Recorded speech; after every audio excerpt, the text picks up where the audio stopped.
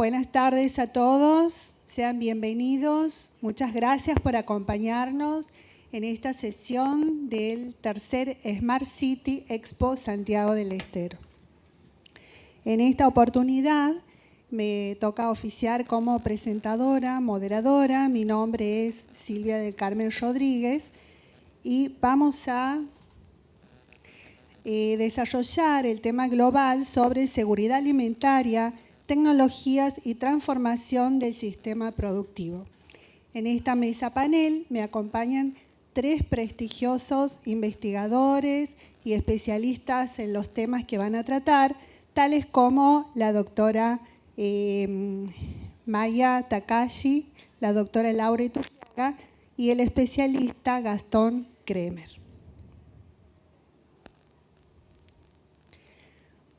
Bueno, tomando este tema global, antes que nada, quiero hacer una breve introducción en el contexto en el que vamos a desarrollar este tema.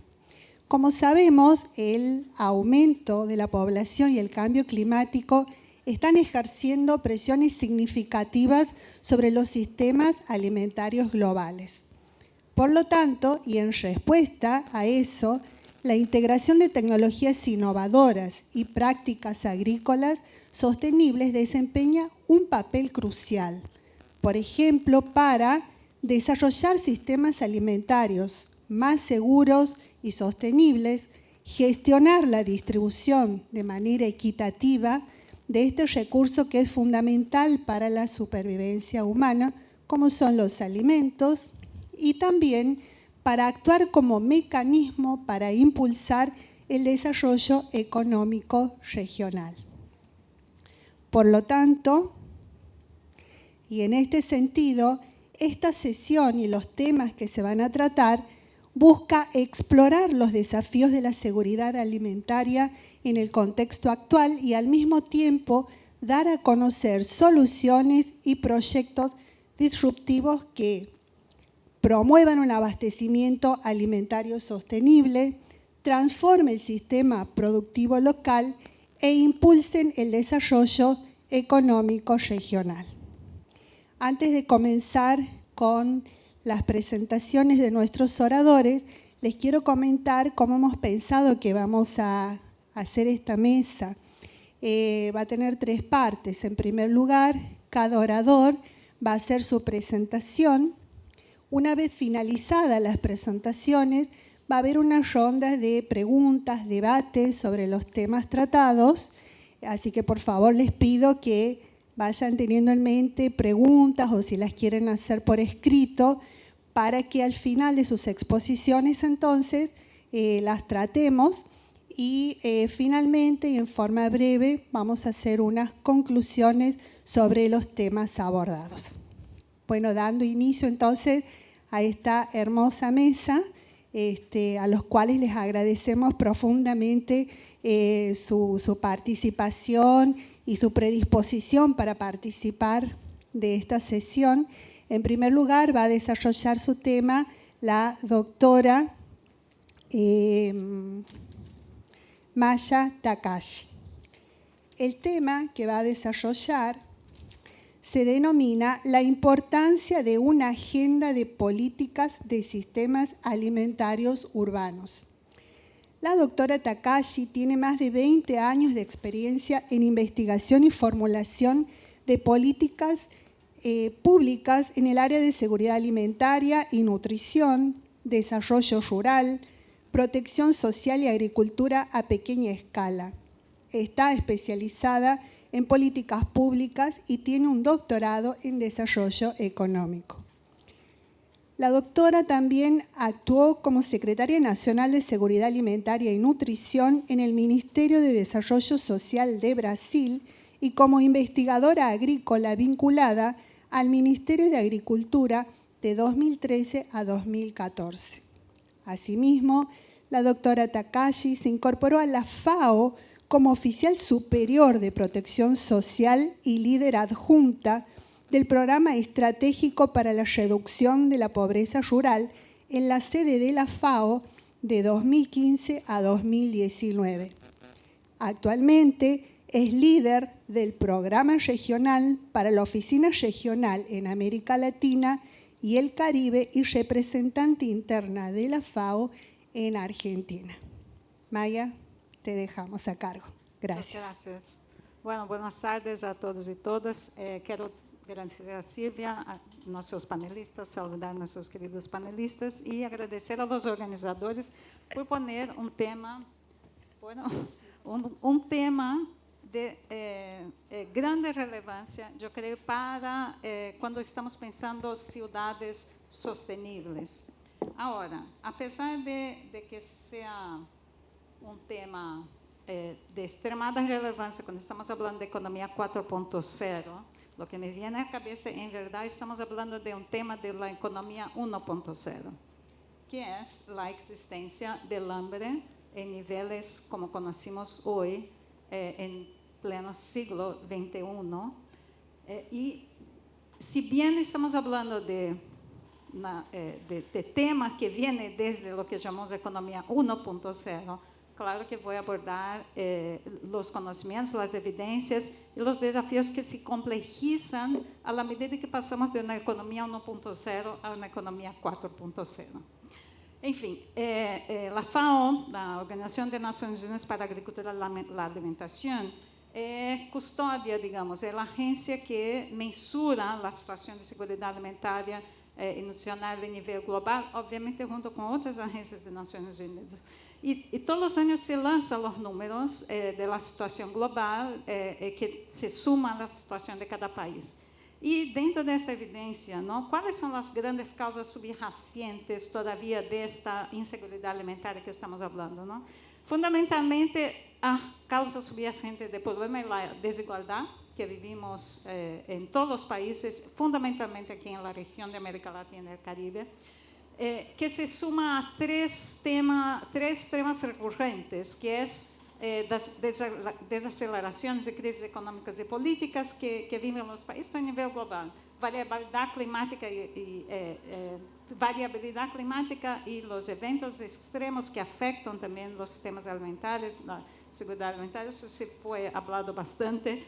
Os conflitos e guerra, não, seguimos passando por vários, um especial, aquele que sigue allá em Rússia e Ucrânia, houve um impacto muito elevado no custo de energia do gás, que afectou os custos de los combustíveis e de los fertilizantes e de los insumos, que afectou, por seu lado, o preço de los alimentos e que afeta exatamente o custo e a acessibilidade a lo que chamamos dieta saudável. Então, todo isso faz parte de conjunto de causas, tanto corrientes como subyacentes, que obviamente foi impulsada, profundizada com a pandemia, e aí o que podemos, a pandemia de Covid, que se bem nós falamos muito pouco de Covid, pero se vocês podem mirar este gráfico, os níveis de insegurança alimentar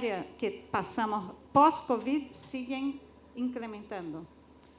Não logramos volver a los níveis de segurança alimentar del período pré-Covid, aqui 2020. Este nível mundial são como cada 10 pessoas, 2 estão em insegurança alimentar no mundo. Aí podemos ver que em África são 6 em cada 10. E em la região, aí são casi 4 em cada 10. Ou seja, nós somos a região que tem níveis de insegurança alimentar mais altos da segunda região, não? Depois de África, creio que é importante, enfim, fijar nisso. Aí, o que estava mencionando, como vimos os impactos destes cambios para a economia 4.0, se podemos dizer, em los sistemas alimentares, mirando as cidades. Temos a perda de alimentos, desperdício, não? Quase um terço de todos os alimentos produzidos para consumo humano se perdem. E, además, em las ciudades, cerca de mitad de los residuos vienen de la alimentación. O sea, si bien hay personas que no logran se alimentar, los residuos alimentares sí se acumulan Y yo creo que en cada uno de esos cuadrados aquí, yo diría, tenemos soluciones tecnológicas que vamos a probablemente ahondar acá en el panel. Acá, el costo, ¿no?, de la alimentación, como yo dije, el precio, que en principal en la ciudad, hace con que cerca de 2/3 de los gastos de los hogares se gasten en alimentación, o sea, solo sobra 1/3 para los demás gastos necesarios para una vida. En las ciudades también se consume, comparando con las no ciudades, digamos, 70% del suministro de alimentos, yo diría, va a las ciudades. Entonces, hay una responsabilidad muy grande en pensar en el tema de abastecimiento que fue mencionado. Es interesante ver que, si bien pensamos que la producción se da en las áreas rurales, en las áreas más lejanas de las ciudades, en verdad, 60% de las tierras de cultivo, de regadío, se encuentran en un radio de 20 kilómetros de las aglomeraciones urbanas. Hay una demanda del uso de agua importante en las ciudades, que va en las zonas periurbanas, donde se produce una agricultura, digamos, más tecnificada, dejando las zonas más lejanas sin, digamos, sistemas de riego, ¿no? Otro tema importante aquí que hay necesidad de solución tecnológica, ¿no? Contaminaciones por pesticidas. En investigaciones ahí con las familias de ciudades, es una de las principales preocupaciones de las familias, de nuestro consumo, de nuestros hijos. No queremos comer alimentos contaminados por pesticidas. Por otro lado, consumimos alimentos cada vez más de bajo valor nutritivo, nos llevando a temas de sobrepeso y obesidad, que siguen en incremento también en el mundo. No mostré ahí ese dato, pero siguen en incremento, en principal entre niños y niñas. Gran parte de los plásticos en el mundo se usa en el envasado de alimentos procesados. Solo 9% se reciclan. De la misma manera, solo 30-40% de las aguas residuales se tratan, o sea, hay una gran cantidad de hogares que no tienen acceso a agua tratada, que viene de canales, ¿no? Y estas aguas residuales sí se pueden usar como fertilizante juntamente con los nutrientes generados por comida desperdiciada. No voy a intentar rápido, a partir de ahora, perdón.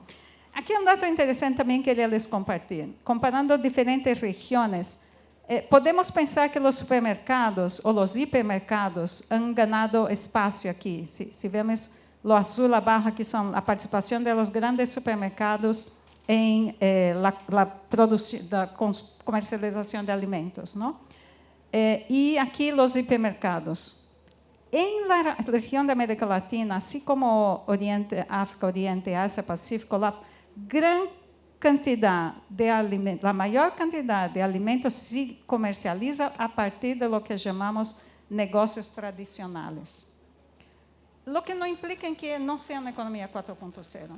Lo que significa que tenemos un desafío para que estos canales, negocios tradicionales, puedan entrar en la economía 4.0 a través de sistemas digitales, ¿no?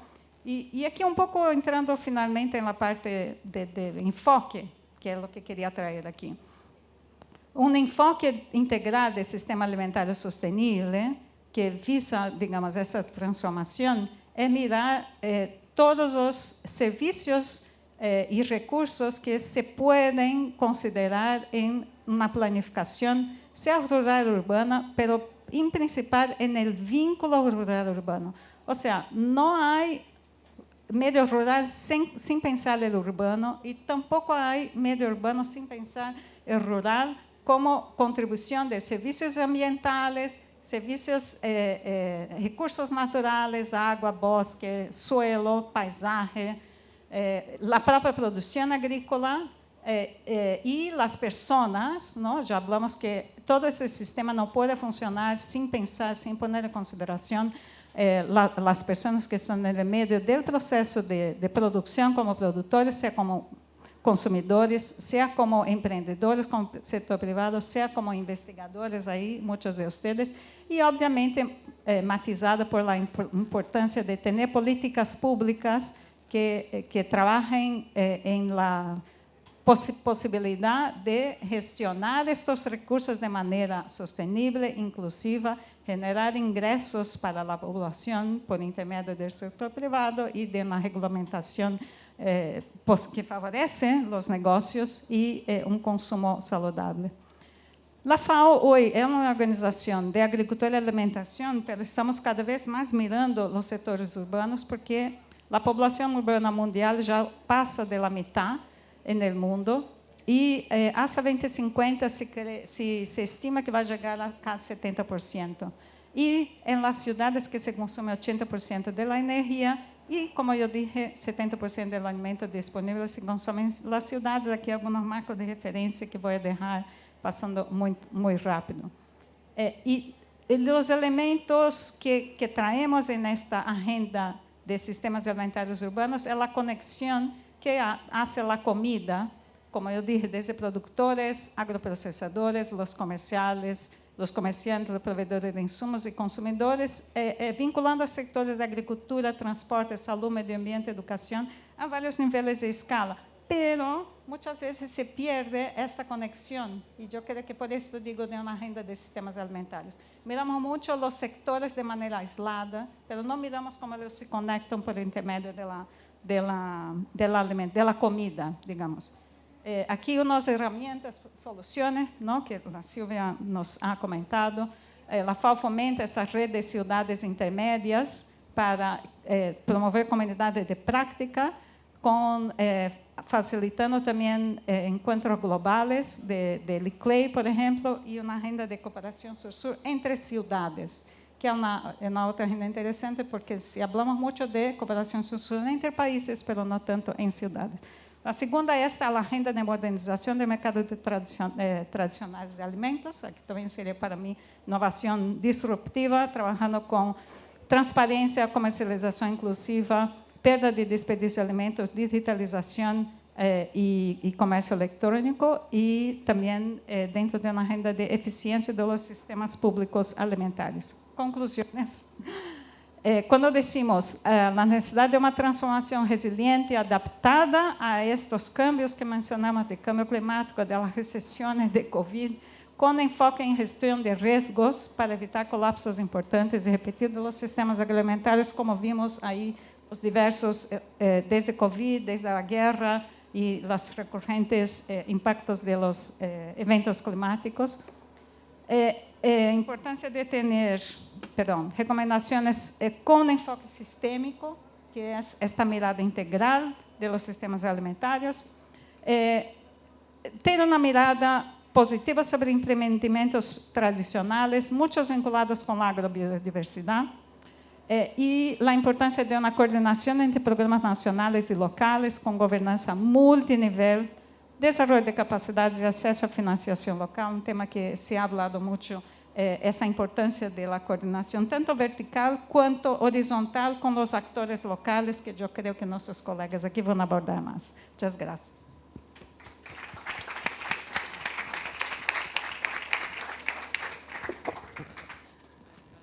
Muchas gracias, Maya, por tu excelente presentación.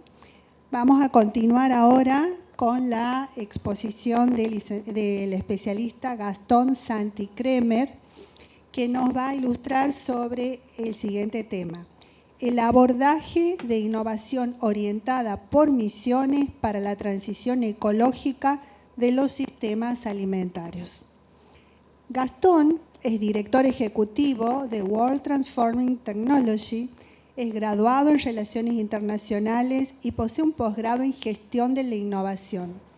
Antes de trabajar en World Transforming Technology, Gastón dirigió una empresa social para el acceso a la energía y el desarrollo rural en países como Nigeria, Etiopía, Mozambique y Uruguay. Gastón también tiene interés por la ética y gobernanza de la tecnología, financiación climática, transformaciones sostenibles y cooperación internacional. Te escuchamos, Gastón. Gracias, profesora. Gracias, Maya. Gracias, profe, también. Un gusto estar acá, la primera vez en Santiago del Estero. Si hubiéramos arreglado y articulado la presentación de Maya antes, no sería tan perfecto como para lo que les voy a contar ahora. Hablo así español porque mi madre es argentina, pero me voy a mandar unos portuñoles muy fuertes, entonces me tienen que tener paciencia, ¿vale?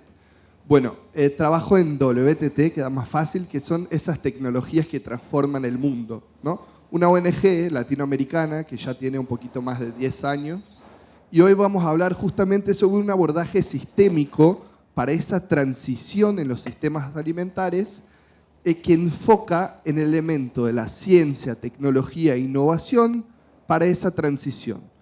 Entonces, queden con eso en la cabeza. Un abordaje para mirar a sistemas de innovación que nos apoye a transicionar los sistemas alimentarios, ¿no? Que en la presentación de Maya quedó bastante clarito por qué necesitamos esa transición.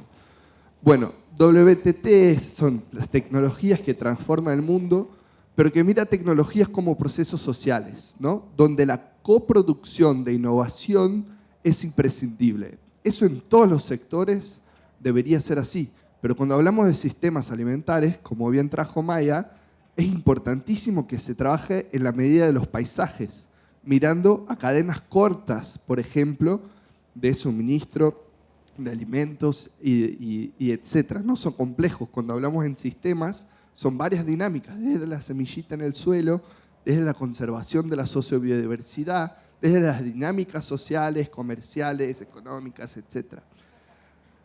Bueno, nosotros lo que buscamos es justamente promover esas transformaciones a nivel político, social, en diversos temas, ¿no? Y creemos profundamente, como ustedes pueden ver, ese evento, esa palabra la sé, cheto, muy lindo, donde innovación aproxima, ¿no? Todos quieren hablar de innovación, es sexy.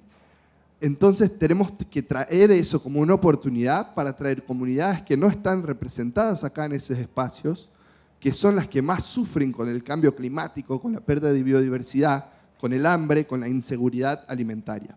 Y me encanta que en esa mesa estemos con investigadoras, casi me mandé la oportunidad, investigadoras de acá, ¿no? Eso es muy importante porque las transformaciones se dan en ese diálogo entre el local y el global. Entonces es imprescindible tener esas voces acá en esa conversación. Y me hiciste bastante fácil ese slide, Maya. La transición de los sistemas alimentarios se está muy patente las razones por las cuales necesitamos, ¿no? El hambre persistente, las desigualdades, el cambio climático. Yo soy de Porto Alegre, ¿no? En el final de abril y mayo de este año tuvimos las peores lluvias, no lluvias en sí, pero la enchente, que se llenó de agua todo, mucha gente murió, perdió todo.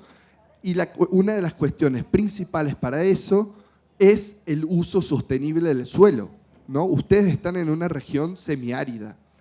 Es imprescindible que en una región semiárida se haga una buena gestión de los recursos hídricos, que se preserven los montes y que los modelos de producción sean con componentes ecológicos y que trabajan, ¿no?, siempre con esa lectura de lo natural y del contexto social, territorial también.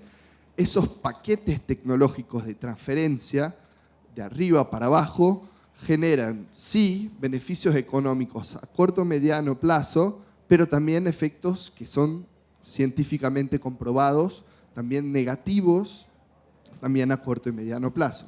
Entonces, para nosotros es importante crear esos espacios de participación social también en la coproducción de esas innovaciones, de esos, no más paquetes tecnológicos, sino lógicas de transformación, abordajes sistémicas para la transformación de sistemas alimentarios. Y uno de los elementos principales, y ahora tengo muy buenos datos de Maya, es apostar en esos negocios que son alternativos para una visión del status quo, pero que traen ese conocimiento tradicional de la agrobiodiversidad de los territorios. Entonces, además de ampliar la participación social, es importante que los conocimientos de los pequeños agricultores, de las comunidades indígenas, y eso se extiende también a instituciones científicas que trabajan en esa dinámica ya, estén presentes ahí. Bueno, volvemos al gran abordaje que mencionaba, que es la innovación orientada por misiones.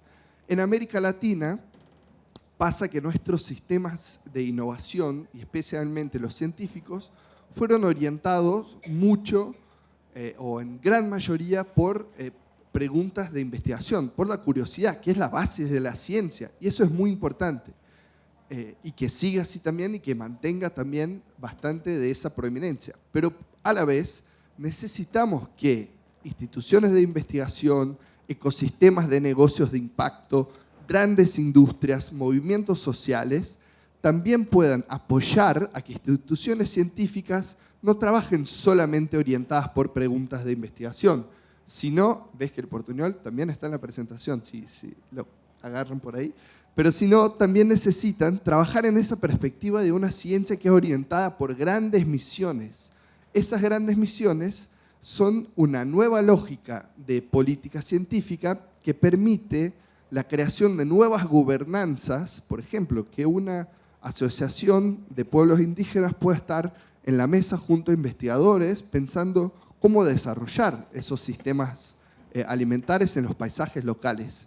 ¿Quién conoce mejor los montes o sistemas productivos que cultivan la sociobiodiversidad y que también tratan con cadenas cortas e incluso elementos económicos importantes y de previsibilidad del clima, por ejemplo?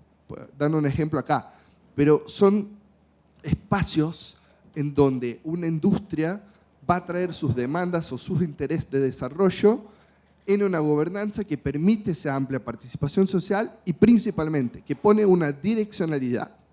Y la direccionalidad que nosotros estamos hablando acá es justamente esa transición de los sistemas alimentarios, ¿no? Bueno, y nosotros con eso, una organización que es chiquita pero peleadora, nosotros miramos sobre tres perspectivas esos desafíos de orientar ciencia, tecnología e innovación para la transición a modelos de producción ecológico, ¿no? A sistemas alimentarios más sanos, más justos, que promuevan y cultiven la sociobiodiversidad de los territorios. Hacemos eso mirando a nuevas tecnologías, a procesos de coproducción de tecnologías concretas, a nuevas capacidades institucionales y también a nuevas políticas. Acuerden, estamos hablando de un sistema. Es necesario un abordaje sistémico. No hay bala de prata, se dice acá esa expresión.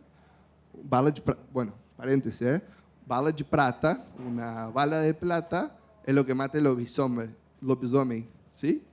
No hay una bala de plata para los desafíos de los sistemas alimentarios, ¿no? Son soluciones sistémicas. Entonces es importante también hablar de nuevas políticas que miren a esa perspectiva.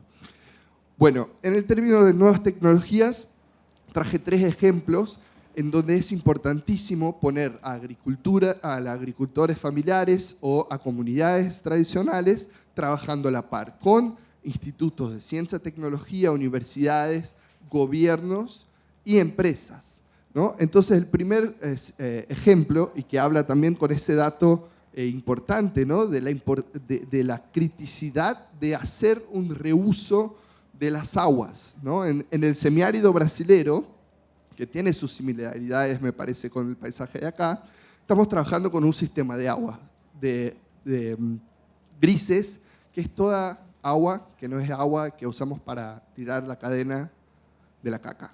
Es agua que te lavas la mano, de la ducha o que lavas la ropa.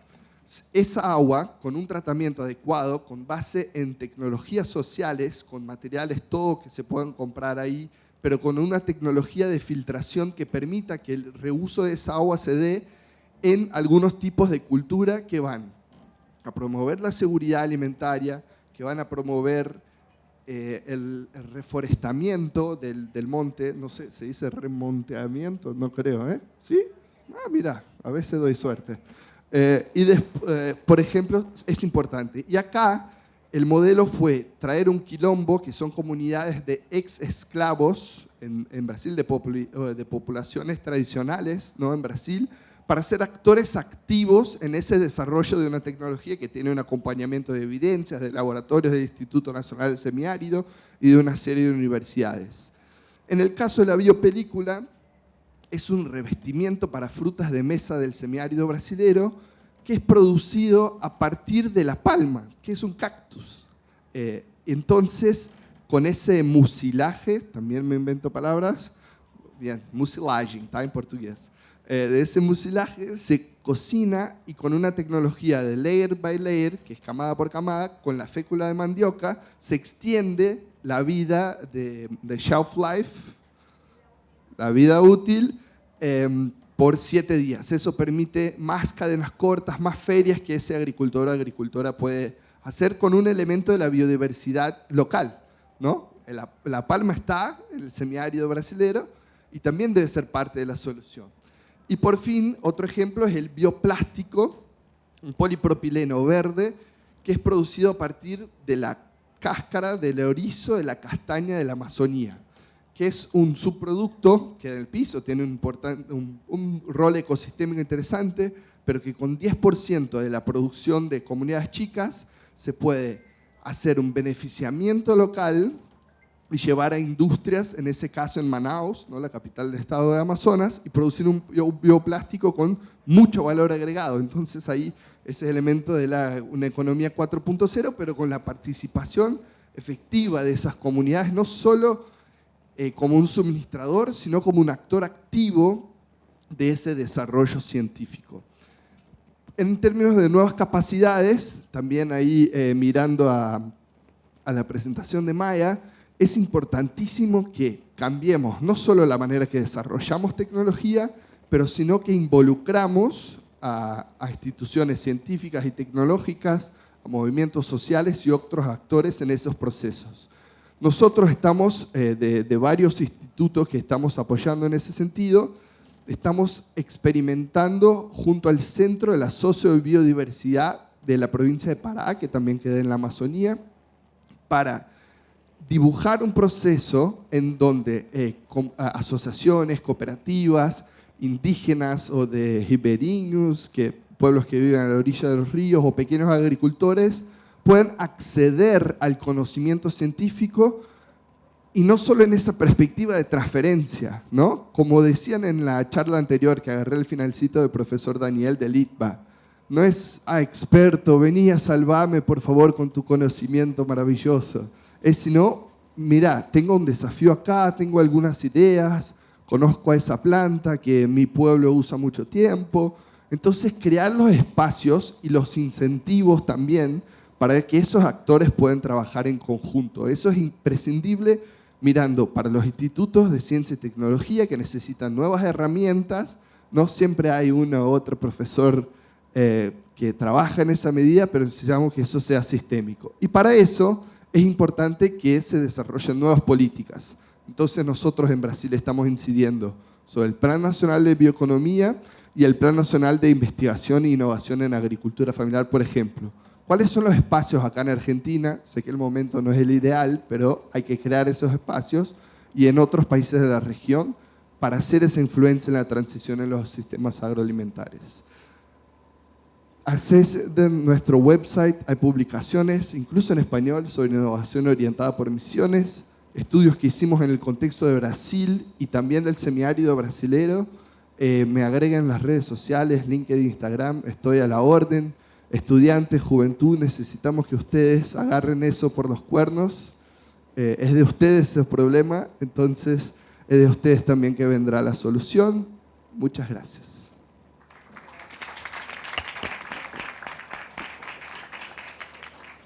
Muchas gracias. Muchas gracias, Gastón. Hola. Ahora vamos a escuchar a nuestra última disertante, que es la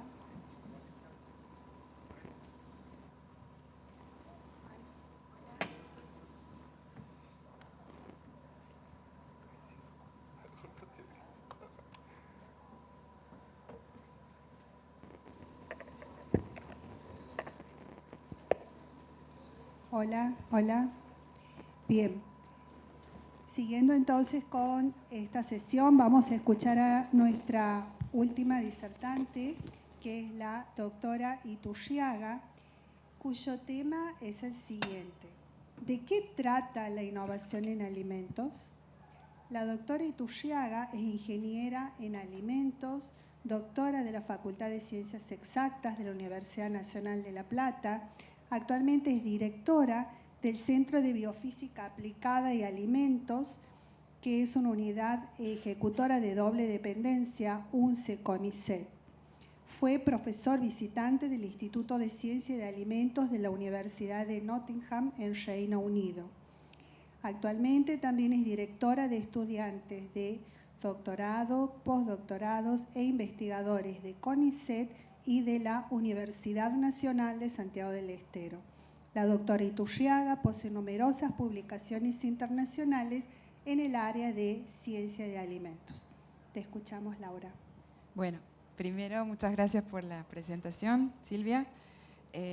También agradecer, en primer lugar, la incorporación del tema de alimentos tan importante en el país y en la provincia en este tipo de eventos, y la invitación en particular que he recibido de los organizadores y de la universidad.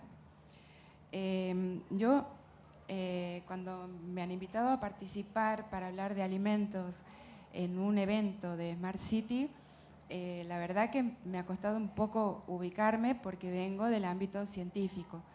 Toda la vida he ejercido mi profesión como profesora e investigadora de la universidad, y me ha tocado andar por muchas universidades, y la verdad que escuchar a los dos exponentes hablar desde una mirada global de lo que significa los sistemas alimentarios, los sistemas agroalimentarios, y cómo se mira la articulación o la desarticulación que hay para la llegada de los alimentos y para garantizar una seguridad alimentaria que es ni más ni menos que todo ser humano tenga su plato de comida en la mesa todos los días. Yo he buscado, he hecho una búsqueda muy grande para hablar en tan poco tiempo, y poder contarles desde mi punto de vista, que es el científico, del laboratorio, el del día a día, y el que me lleva a mí a pensar siempre en qué significa formular un alimento. O sea, cómo hacemos para producir un alimento desde su génesis, desde la materia prima, hasta que llegue en un paquete a la góndola en el supermercado, o de alguna forma a un sector de la humanidad en el que no pueda ir a un supermercado. Entonces, nosotros, los investigadores, estamos en ese ámbito, y de eso es un poco lo que yo voy a hablar hoy. Entonces, cuando buscaba, el título me surgió al final, ¿sí? Y por innovación se entiende cualquier desarrollo creativo, que plantee soluciones nuevas, concretas, que me genere un alimento nuevo, novedoso, que resuelva las necesidades de los consumidores, pero tiene también la mirada, el objeto, sobre los nuevos ingredientes, sobre a veces el desarrollo de nuevas tecnologías y nuevas formas de preparación de los alimentos. Y de eso, ¿quién se encarga de todo eso? La ciencia y la tecnología de los alimentos, que es lo que nos ocupa a nosotros diariamente. ¿Qué hace la ciencia de los alimentos? La ciencia de los alimentos explica los cambios, todos los cambios que se producen durante la elaboración. Y la tecnología se refiere a los procesos que son necesarios tener en cuenta para poder producirlos. Y siempre el objeto en la elaboración de los alimentos va a tener en cuenta, va desde la materia prima hasta el producto final. Y tiene en cuenta, y aquí empezamos a mirar la complejidad de lo que significa considerar un alimento, tiene que considerar aspectos físico-químicos, biológicos, microbiológicos, bioquímicos, tecnológicos, incluyendo la nutrición, la sensorialidad, el marketing, la logística y la calidad. Es decir, nunca un alimento va a ser elaborado sin un equipo multidisciplinar. Entonces, cuando hablamos de innovación en alimentos, vamos a remontarnos a la historia y a la relación del hombre con el alimento. El hombre obligadamente está relacionado con el alimento, y la primera cosa que intentó hacer es conservarlo. ¿Sí? Entonces, las primeras técnicas de conservación de alimentos fueron el salado. ¿Por qué el salado? Porque con sales reducimos el contenido de agua y con eso se conservan más los alimentos. Entonces, conocemos el charqui, ¿sí? Todos sabemos lo que es el charqui, todos sabemos lo que es un jamón. Se hace y se produce con sales, no se cocina. Y un ejemplo que he puesto aquí muy clarificador es el chuño, que lo hemos estudiado mucho en nuestro laboratorio, que es el secado de las papas en la puna, combinando procesos de congelado y secado. Nosotros hemos encontrado que no hay modificaciones de alguna naturaleza en las propiedades del almidón que lo contiene.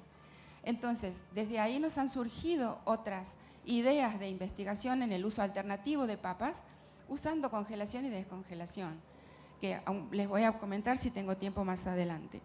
Luego vinieron las fermentaciones. Había en la historia de la humanidad formas o sea, los alimentos se descomponían.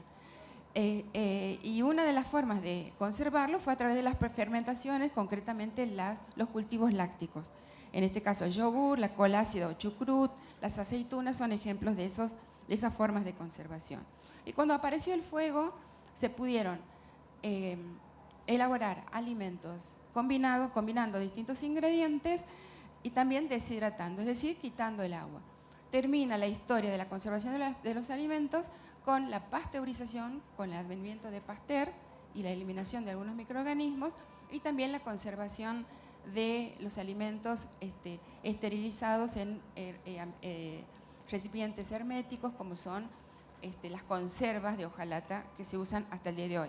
Pero eso viene de la época de Napoleón Bonaparte. Entonces, ¿quién se ocupa de formular u obtener nuevos alimentos? La ciencia de los alimentos. Pero la ciencia de los alimentos se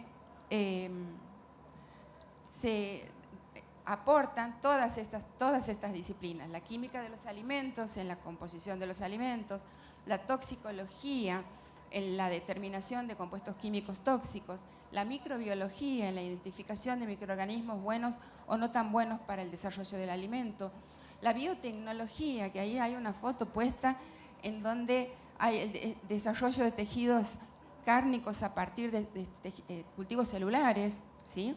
Que todavía está en curso.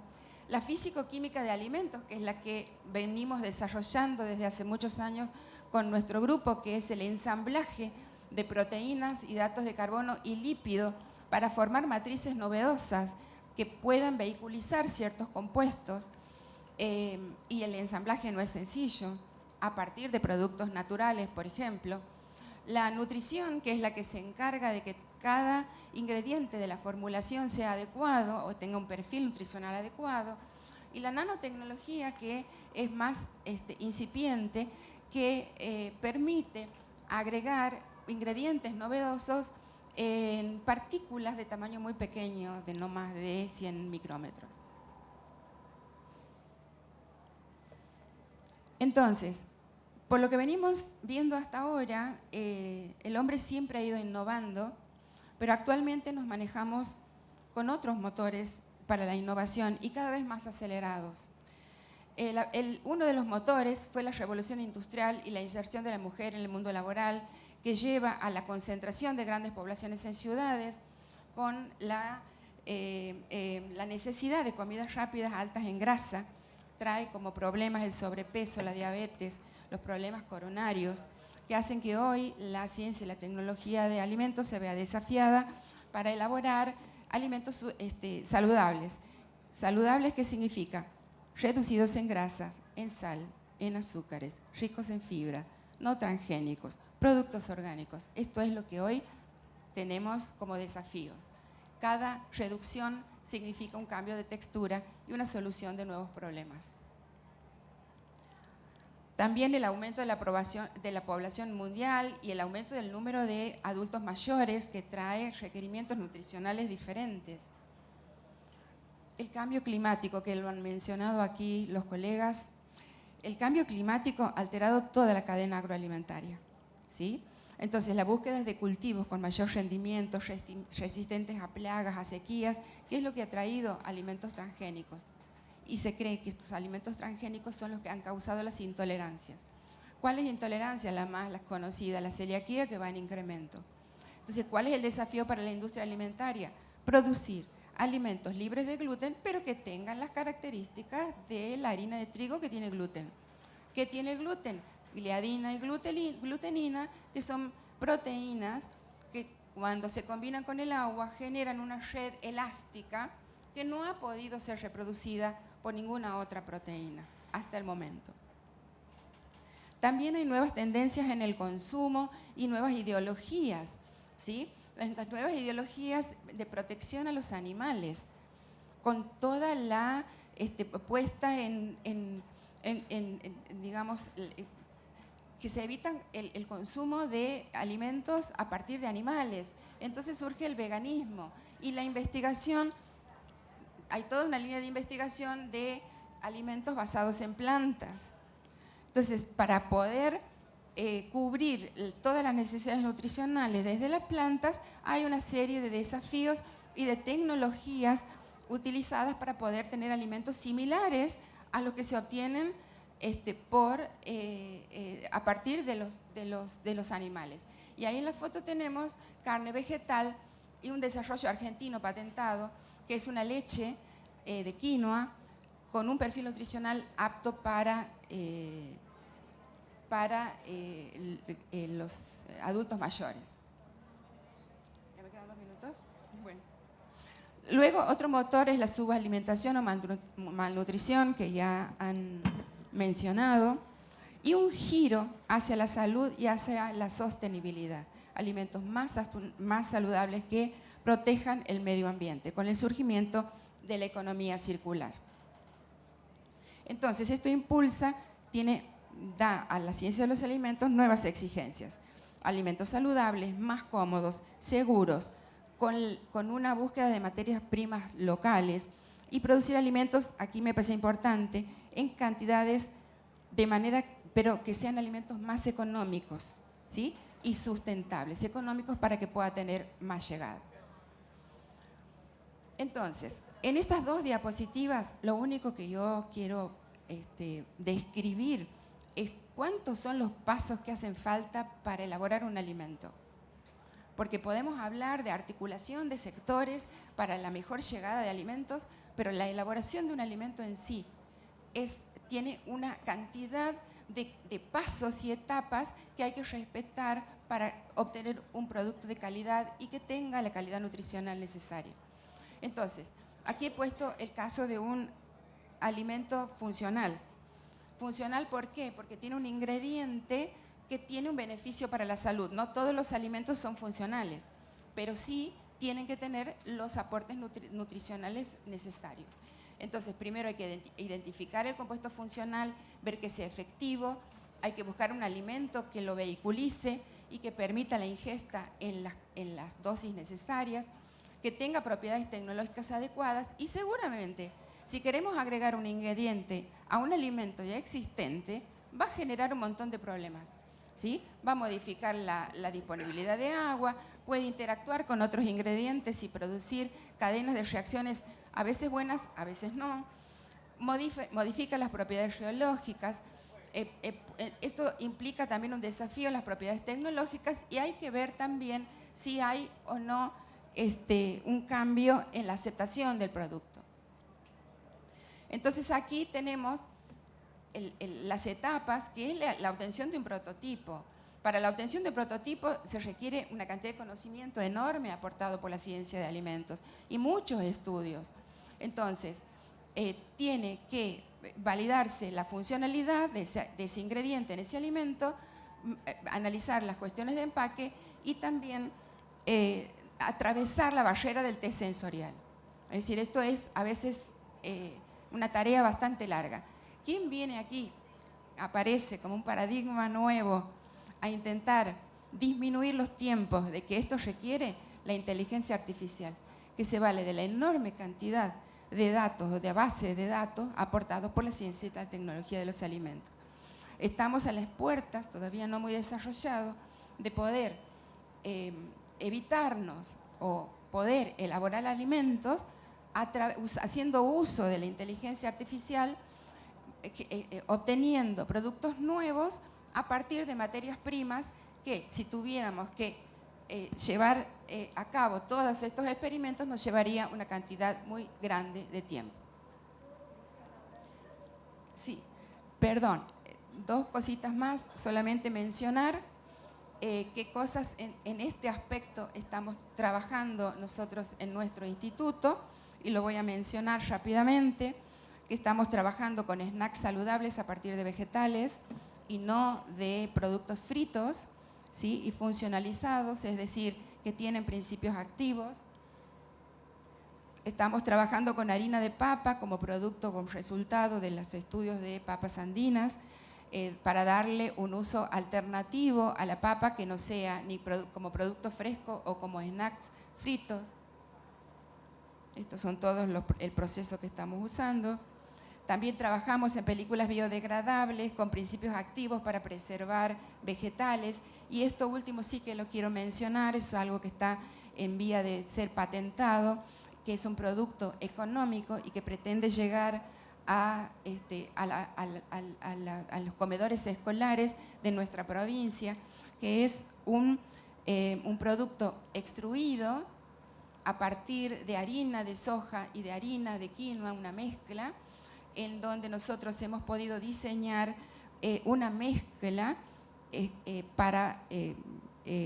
una mezcla instantánea para preparar sopas y batidos, con un perfil nutricional adecuado para la edad de los adolescentes. Eso está, no puedo dar muchos detalles porque está en un proceso de patentamiento. Así que creo que un poco esto ha sido marcar cuál es el detalle en la mesada, en el laboratorio con el que nos encontramos nosotros a la hora de producir alimentos. Y una cosa más, la ciencia en la Argentina está financiada principalmente por el Estado.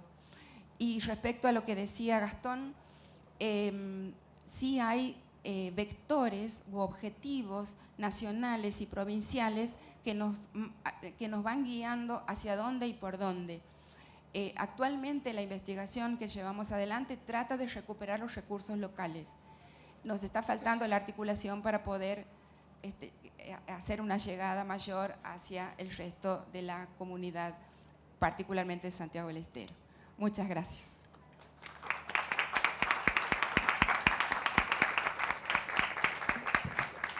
Bueno, muchas gracias a los tres expositores. Perdón si estoy aquí, falta tanto, pero por cuestiones organizacionales debemos respetar los tiempos. Bueno, queda entonces el panel a disposición para alguna pregunta, aclaración.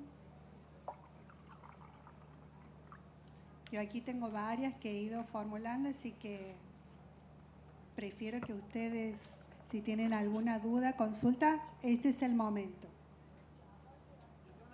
Sí, por favor. Por ejemplo, en el tratamiento de agua grises, ¿dónde se consigue esa información? ¿En la propia máquina o algo? Esto es muy importante, porque ¿querés repetir tal vez para que nos haya escuchado? Hola. No, que en el tratamiento de aguas grises, ¿dónde se consigue esa información para poder aplicarlo, digamos? Perfecto. Bueno, esa tecnología fue desarrollada en el marco con aliados de la articulación del semiárido brasilero, que es una red de organizaciones sociales, ¿no? Y a esa perspectiva de tecnología social. O sea que no hay una propiedad intelectual que proteja, que es importante, que tiene sus razones de ser, pero en ese sentido toda la información está disponible en nuestro website, de la articulación del semiárido brasilero, esa tecnología y otras también. Y eso abre para una discusión interesante que no vamos a tener tiempo, que es de protección, propiedad intelectual y sus impactos sobre cuando hablamos de semillas o otras cuestiones en sistemas alimentarios. Gracias. Gracias. Otra pregunta, consulta. mientras van pensando, yo tengo una pregunta aquí para Maya. Maya, ¿cuáles son los mecanismos de gobernanza posibles en la agenda alimentaria urbana? Bueno, esta es mi pregunta, en verdad, que hago a nosotros. Yo creo que es un gran tema, como he mencionado. Cuando estamos hablando de sectores, los sectores públicos se organizan por diferentes áreas, ¿no? Agricultura, energía, transporte, salud, educación, y el alimento perpasa eso todo. Entonces, lo que sí estamos planteando es que hay una necesidad de una gobernanza en los sistemas alimentarios. Ya hubo en muchas ciudades, y conocemos eso, por ejemplo, Bogotá, hay con certeza ciudades acá en Argentina que tienen, por ejemplo, planes de combate al hambre, planes de alimentación saludable o sostenible. La única manera es tener un plan intersectorial con un sistema de gobernanza que hay que tener una coordinación de un poco un nivel ultra, ¿no? Superior a los sectores para coordinar las acciones de cada uno de esos sectores que componen lo que llamamos sistemas alimentarios. Las Naciones Unidas lanzaron la cumbre de sistemas alimentarios hace 3 años con este llamado a los países. Y todavía la gran interrogante es en los países, ¿quién coordina esta agenda? En parte está en el sector agrícola, pero muchas veces el sector agrícola no es capaz de mirar todo el camino de lo que llamamos cadenas alimentarias. Por otro lado, el sistema de salud es donde impacta más el resultado de todas las deficiencias de los sistemas alimentarios, pero está mirando una parte la parte final. La agricultura mira la parte de oferta, pero sabemos... Y lo que conecta son, por ejemplo, sistemas de protección social que posibilitan que las familias que no tienen condiciones de acceso a alimentos puedan tener un ingreso que sea asociado a un derecho a la alimentación. Yo creo que estos 3 elementos son elementos base para construcción de esta gobernanza. Bien, bueno, y como para concluir con esta sesión, quiero agregar que, de acuerdo a lo que han expuesto, es necesario considerar la importancia de tener una mirada integral en la gestión de la producción, la gestión urbana, incluyendo los sistemas alimentarios y sus conexiones con el ambiente, la inclusión social y económica, la generación de ingresos y sistemas eficientes de abastecimiento.